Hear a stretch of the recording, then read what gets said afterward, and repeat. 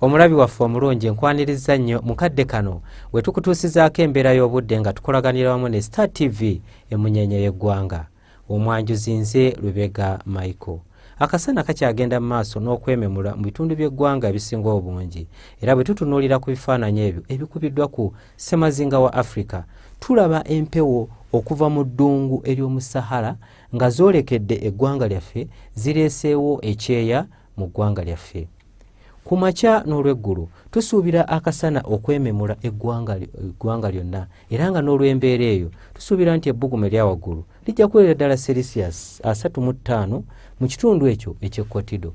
Kampala n'emirirano tusuubira ebbugumu okweza Celsius 29 ate olwo yo mu Kabaale tusuubira nti ebbugumu lijja kweza Celsius 27. Bwe tutunuulira ebibuga ebiri ku ssemazinga wa Africa n'okusingira ddala ebyo ebiri mu bukiikaddyo bwa ssemazinga wa Africa tusuubira namutikwa w'enkuba mu bibuga ebyo. Olwo mu Khartoum tusuubira nti ebbugumu erya waggulu lijja kubeera Celsius 34. Byo ebibuga ebiri emitala w'amayanja ekibuga nga New Delhi tusuubira namutikwa w'enkuba ng'alimu n'okubwatuka kw'eggulu. Olwo ebibuga ebirala tubisuubira nti akasana awaawo nga kajja kwaka naye nga obunnyogovu n'omuzira bikyali by'amaanyi mu bibuga ebyo.